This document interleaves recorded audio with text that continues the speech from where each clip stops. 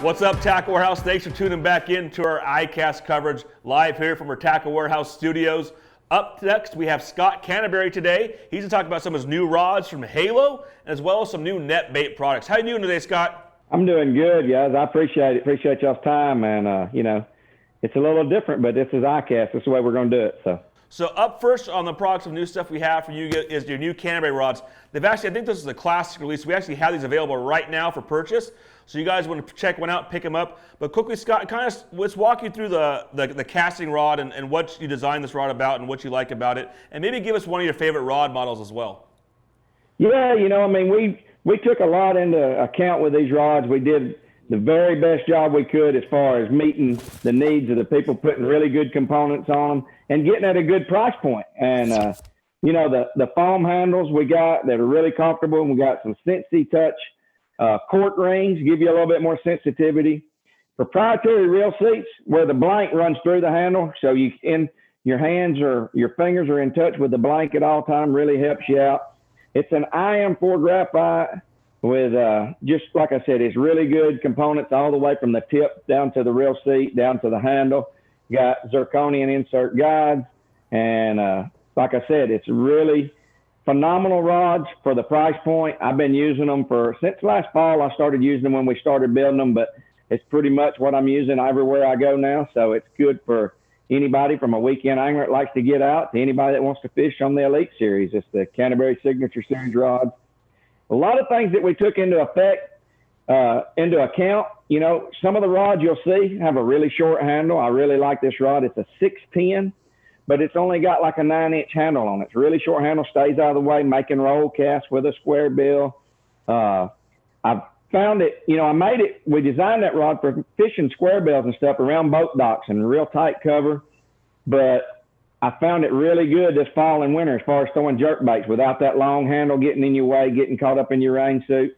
And then I went under the spring and was throwing pop-Rs on it. So really a versatile rod. All of them are. The 7.3 model is probably the most versatile rod, bestseller that we have. But we have a crankbait rod in that casting series. Super parabolic, really good feel of your bait all the way. You never lose touch like you do on an all-glass rod. And it's a really good rod. They all have the same components. And one of my favorites, or it is my favorite rod, I'm a jig fisherman. I'm a dock guy. I built a 7.5 rod for flipping docks with that little short handle on it. And some people really, the guys that are using it have fell in love with it. People pick it up and they say, man, that just feels awkward. And it's just different. It's not awkward, but it's different than what we're used to. But you got 7.5. So it's 2.5 inches longer than most 7.6s because you have like a 14-inch handle on it. When you put reel seat to reel seat, you get 2.5 more inches of rod for fighting a fish, leverage-wise, and it's got the right action and everything, and it's perfect for just pitching under docks. It's not for casting or anything like that. This is strictly a jig rod for pitching or flipping. Old school guys that like to pull string and flip, the rod is perfect for that. Everything stays out of your way. That's one of the rods that I'm really excited about is the 7.5 heavy Canterbury series from Halo. But all of them are phenomenal rods at a great price point. Now, you also got some spinning rods in the line as well. Is there anything different or unique about that spinning rods have that the casting rods don't? And then what's your favorite spinning rod if you had to pick one out of your lineup there? The components are pretty much all the same handles. Everything is great about it. We put a little color on all of our rods. The blanks are just not just a black blank. We put a little color on them, made them look really good. But, the spinning rods, I only did one for right now. Probably going to do another one next year, but it's a 610. Guys around here really love to skip boat docks and stuff with shaky heads and stuff, and that little bit shorter rod helps you with that. And this is a medium heavy. It's really, really good for shaky head fishing, Ned rigs, anything like that where you're trying to put it in cover.